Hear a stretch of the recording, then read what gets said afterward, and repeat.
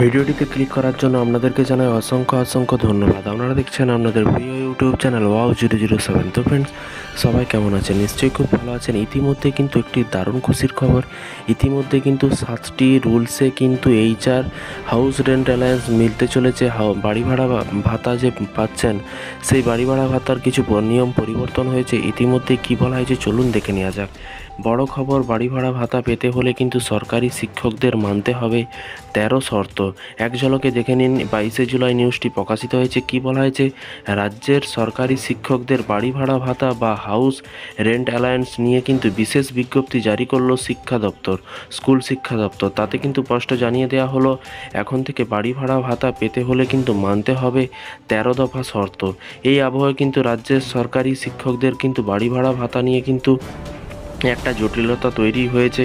রাজ্যের সরকারি শিক্ষকদের বাড়ি ভাড়া ভাতা নিয়ে কিন্তু একটা জটিলতা তৈরি হয়েছে এবং স্বামী স্ত্রী দুজনেই যদি চাকরি করেন সেক্ষেত্রে কিন্তু সর্বোচ্চ কত বাড়ি ভাড়া ভাতা পেতে পারেন এবং তার জন্য কী কী বিধি রয়েছে, এই বিষয়ে কিন্তু একটি নতুন আপডেট সামনে এসেছে।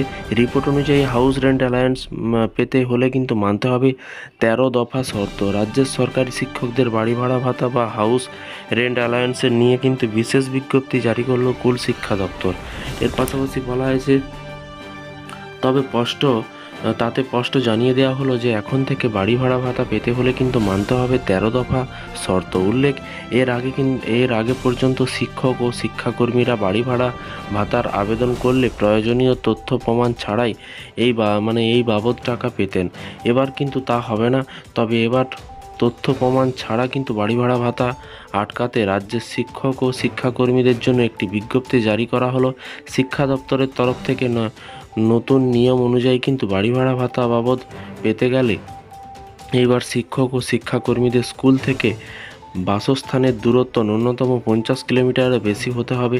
এছাড়াও আবেদনের সময় সংশ্লিষ্ট সরকারি শিক্ষকদের জানাতে হবে যে বাড়ি থেকে স্কুলে যাতায়াতের ক্ষেত্রে কী সমস্যার সম্মুখীন হতে হয় তাকে। এছাড়া এবার থেকে বাড়ি ভাড়া ভাতা পেতে হলে কিন্তু মানতে হবে আরও নিয়ম। বিজ্ঞপ্তিতে বলা হয়েছে যে সরকারি শিক্ষক বা শিক্ষাকর্মী দম্পতি যদি চাকরির সূত্রে ভিন্ন জায়গায় বাসিন্দা হন, তার প্রমাণপত্র দিতে হবে। এবার থেকে বাড়ি ভাড়া করলে প্রমাণ হিসেবে সেই বাড়ি ভাড়ার রসিদ দেখাতে হবে। এই ধরনের কোনো প্রমাণ ছাড়াই কিন্তু এতদিন HR দেওয়া হতো সরকারি শিক্ষকদের। সরকারি নিয়ম অনুযায়ী স্বামী স্ত্রী উভয়ে যদি 50 কিলোমিটারের মধ্যে চাকরি করেন, সেক্ষেত্রে HR হিসেবে সর্বোচ্চ 12,000 টাকা পাবেন। যদি দুজনেই আলাদা জায়গায় থাকেন এবং কর্মসংস্থানের দূরত্ব অনেকটাই বেশি হয়, তাহলে কিন্তু তখন কিন্তু তারা পৃথকভাবে 12,000 টাকা HR হিসেবে কিন্তু পাবেন। এইদিকে রাজ্য সরকারি শিক্ষকদের বক্তব্য, রাজ্যের শিক্ষক ও শিক্ষাকর্মীরা দেশের মধ্যে কিন্তু সবচেয়ে কম বাড়ি ভাড়া ভাতা পান।